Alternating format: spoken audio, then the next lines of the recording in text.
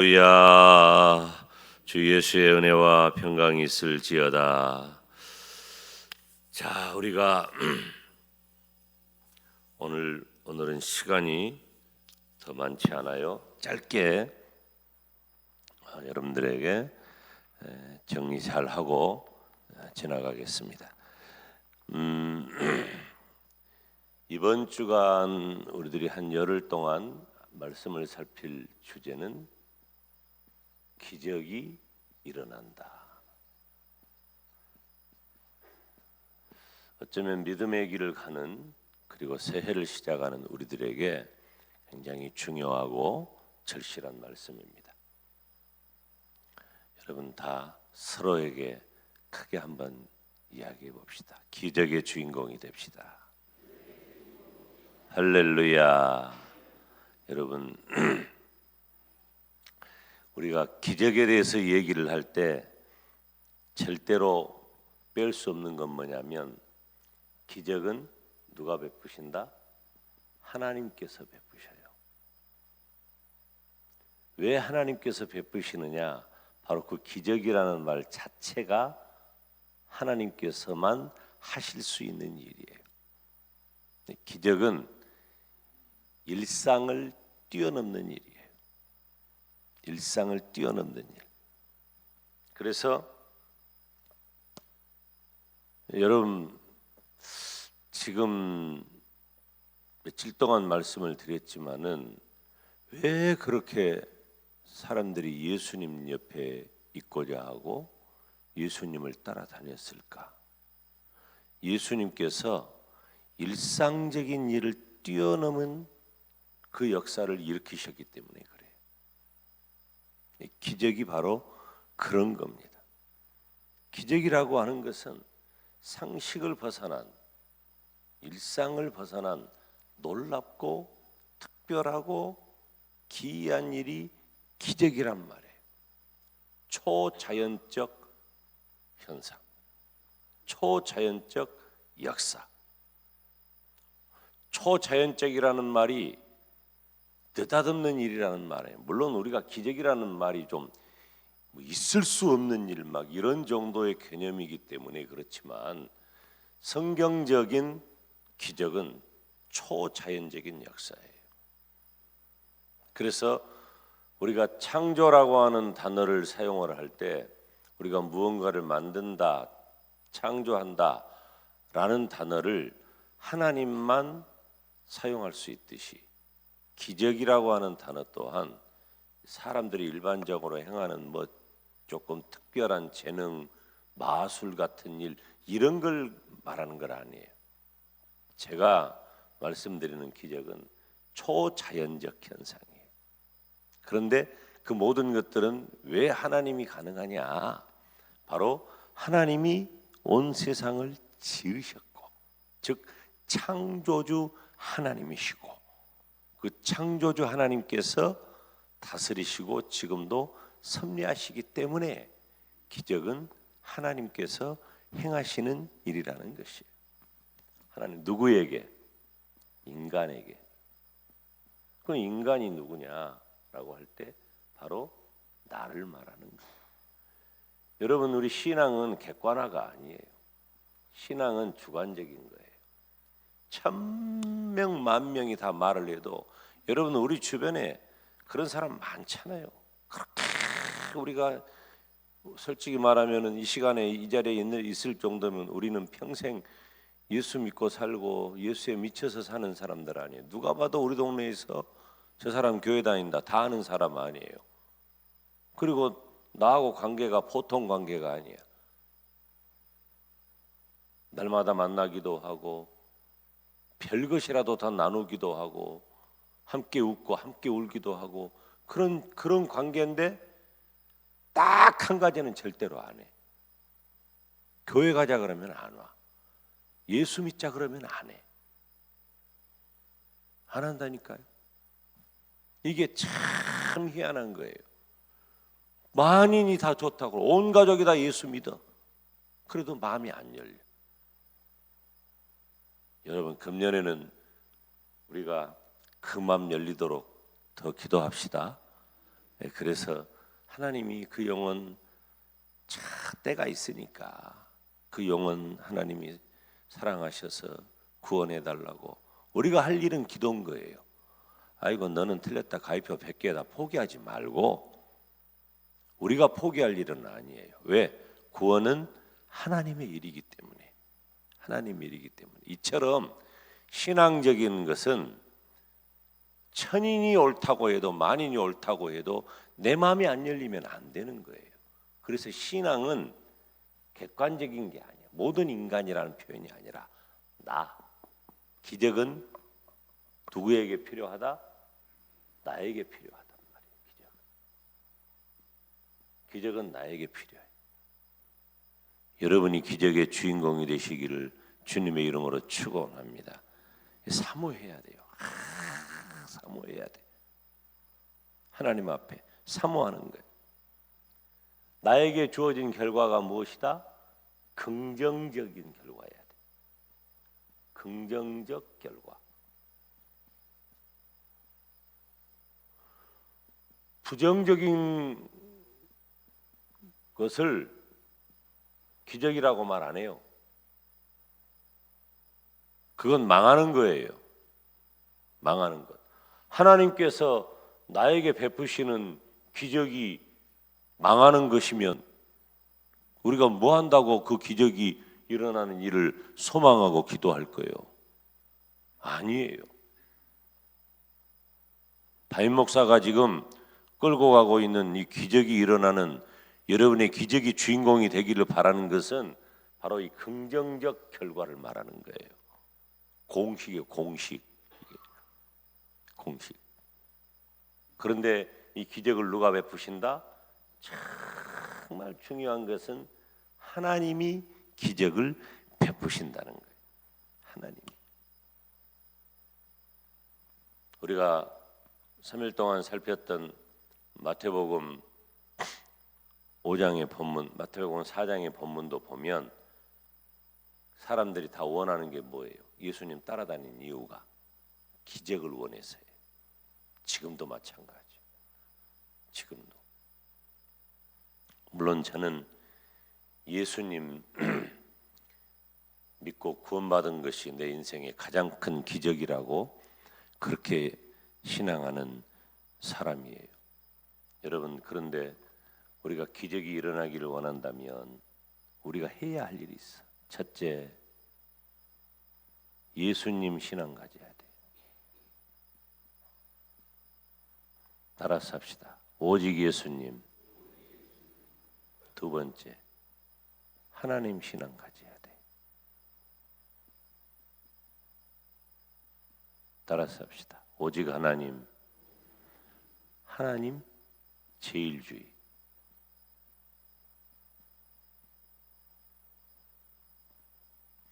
오늘 낮 예배 시간에 다 설교합니다.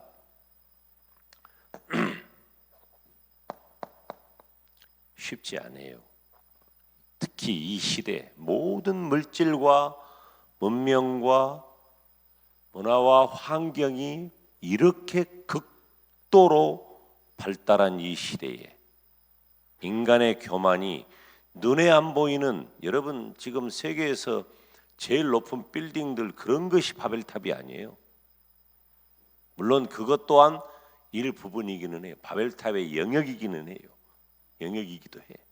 그렇지만 눈에 보이지 않는 인간의 이 고도화된 교만한 바벨탑들이 얼마나 극대화되어 있습니까? 하나님은 그거 원치 않아요. 그거 부숴버려요. 여러분, 우리들이 하나님께서 인간에게 가장 싫어하고 절대로 금하는 것이 뭐냐? 교만이에요. 교만. 교만은 하나님의 자리를 대신하기 때문에 그래요. 나도 모르게 목사님 무슨 그런 말씀을 다 하십니까? 아니에요. 우리 인간의 심성 속에 누구나 다 그래. 누구나 다 그렇기 때문에 하나님께서 그것을 경계하신 거예요. 그러니까 처음부터 하나님께서 선악을 알게 하는 나무의 실과 동산 중앙에 딱 놔두시고 니들 이거 먹지 마라. 먹지 마라고 한 거예요. 아까워서? 아니에요. 구별하신 거예요. 나는 창조주고 너는 피조물이다. 이 선을 넘지 말아라. 그런데 넘어버리잖아요. 인간이 그런 거라니까요. 우리들의 그런 바벨탑을 얼마나 내가 간직하고 있는지 이렇게 못 살게 합니다. 못 살게. 기적의 공식은 우리들이 일상을 떠나 일상을 벗어나 일상을 초월해 기적의 사람으로 살아가기를 원한다면은 기적의 공식 안에 있어야 돼요. 그런데 무엇이 예수님 신앙이고 무엇이 하나님 신앙이냐? 지금 이거 누구에게 하는 얘기예요? 온 세상 천지에다가 외치는 말씀이 아니에요. 이것은 저는 우리 교회 성도들에게 하는 증거하는 말씀인 거예요. 우리 교회 성도들이 이런 신앙으로 살아야 한다고 나는 우리 교회 담임 목사니까 우리 교회 성도들에게 말씀을 전하는 거예요. 다시 말하면 넓게는 하나님께서 택한 그의 백성에게 주시는 말씀이다 그 말이에요. 택한 그의 백성. 누가 듣느냐? 택한 그의 백성.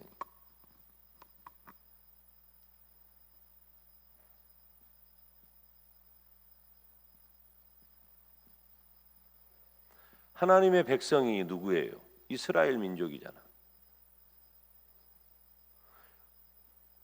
여러분 4,000년 전에 하나님께서 아브라함을 부르셨습니다. 세상에 사람이 아브라함 하나밖에 없어요? 세상에 사람 많잖아요. 그런데 하나님이 아브라함을 콕 집어가지고 불러버린 거예요. 4,000년 전 아브라함을 부르신 거예요. 그런데 그 아브라함의 자손이 이스라엘 백성이거든. 이 특별한 거예요. 특별한 거. 그 이스라엘 백성들이 지금 어디에 있냐면 애굽 땅에 있는 거예요. 이스라엘 백성들이. 애굽 땅은 어떤 곳이에요? 하나님이 이스라엘 백성들의 할아버지인 아브라함에게 준 땅이 아니에요. 거기 살면 안 돼. 하나님께서 아브라함을 콕 집어서 불러가지고 가라고 한 곳이 가나안 땅이에요. 약속의 땅이죠. 거기 살아야 돼. 왜? 너는 거기서 나를 섬겨라. 그런데 지금 이스라엘 백성이 어디 있어? 애굽 땅에 있어. 거기서는 하나님을 섬기지 못해. 물론 신앙적으로 하나님을 생각하지 못한다든가 믿음이 없다든가 그런 차원과는 달라요. 애굽 땅은 우상을 섬기는 곳이에요. 하나님을 섬기며 살아야 할 이스라엘 백성들이 머물기에는, 지내기에는, 살아가기에는 적합하지 않은 곳이에요. 그래서 하나님은 빼내십니다. 건져내셔요. 출애굽 사건이에요. 이스라엘 백성들이 출애굽한 것은 바로 영적으로는 세상 가운데 있는 나를 구원하셔서 천국 백성 삼으신 것과 같은 루트예요. 같은 내용이에요. 자, 이제 이스라엘 백성들이 어디 있습니까? 광야. 이스라엘 백성들이 가나안에 있어야 할 이스라엘 백성들이 애굽에 있었는데 애굽에 있는 이스라엘 백성들을 꺼냈어요. 어디로 가게 하기 위해서? 가나안 땅으로 인도하기 위해서 꺼냈단 말이에요. 꺼냈는데 이스라엘 백성들은 가나안 땅으로 가서 누구만 섬긴다? 하나님만 섬겨야 하는데 지금 이스라엘 백성들은 그게 아니야. 이스라엘 백성들은 애굽에 젖어 있어요. 이스라엘 백성들은 애굽의 문화, 삶 젖어 있습니다. 그래서 광야에 있는 동안에 여전히 애굽의 습성을 버리지를 못해요. 똑같아요. 똑같아. 이들은 결국 어디를 간다? 가나안을 가야 된단 말이에요. 왜? 그의 백성이니까. 하나님의 백성이니까. 그래서 하나님께서 이스라엘 백성들에게만 준 것이 있어요. 이스라엘 백성들에게만 준 것이 바로 십계명이에요. 여러분, 십계명을 굉장히 중요한 가치로 붙잡으시기를 바랍니다. 여러분들이 사실은 우리들이 예배 때 무슨 교동문 할 때 다른 것 할 게 아니라 이 십계명을 하는 게 더 좋아요. 매번 읽어야 돼요. 십계명 매번 읽어야 돼. 그렇게 중요해요. 여러분, 십계명 얼마나 읽습니까? 십계명 저는 일주일이면은 거의 7번은 읽어요. 십계명 읽어야 돼요. 계속 읽고 내 마음에 새겨야 돼요. 왜? 하나님이 특별하게 준 법이라니까요. 뭐 이거 옛날 얘기라고 생각하면 안 돼요. 큰일 나요. 지금 우리들이 신앙을 아주 이상한 그 습성들이 한국교회에 젖어들어 가지고 무슨 율법주의네 뭐네 이런 율법주의가 우리에게 구원을 주는 것은 아니지만은 율법은 구원받은 성도들에게 매우 중요한 핵심 진리라고 하는 거예요. 김 목사가 율법주의자는 아니잖아요. 자, 그렇게 주신 것이 십계명이에요. 오늘 우리가 함께 읽은 이 말씀은 십계명에서 이제 구약의 율법, 그래서 모세 오경을 율법이라 그래요. 율법서라 그래요. 그 율법을 이스라엘 백성들이 너무 중요하게 여겼어. 율법을 너무 중요하게 여기고 그 일의 가치가 너무 분명해. 그러니까 여기 오늘 말씀에 보면은 한 율법사가 예수님에게 시험해서 묻는데, 선생님, 어떤 율법이, 어떤 계명이 제일 큽니까? 라고 물어본 거예요. 나머지 이야기는 그냥 놔두고 다시 십계명으로 돌아가서 이스라엘 백성들이 하나님의 백성답게 살도록, 구원이 아니에요. 구원 받은 자들에게 준 거예요. 하나님의 백성답게 살도록 십계명을 주셨다고 말이에요. 답게 살도록.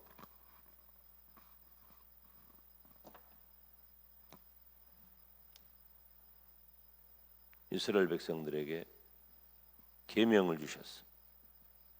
이 계명이 뭐냐면 말씀이에요. 말씀. 따라서 합시다. 하나님의 말씀. 더 말할 것도 없어요. 십계명을 지키는 것은 이스라엘 백성의 본분이에요.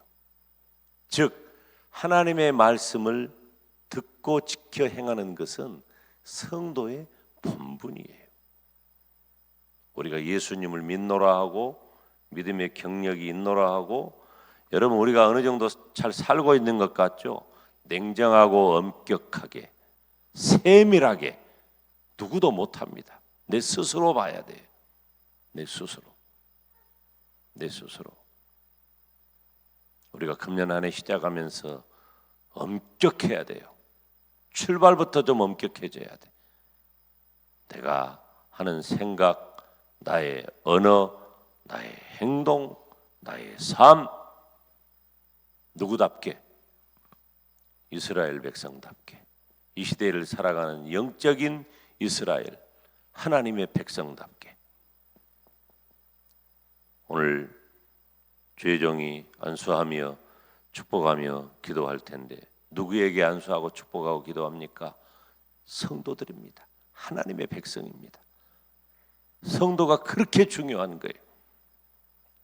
이 시간 우리 하나님 앞에 기도할 때, 하나님, 내가 하나님의 말씀을 붙잡고 하나님의 말씀대로 살아 기적의 주인공이 되게 하여 주시옵소서.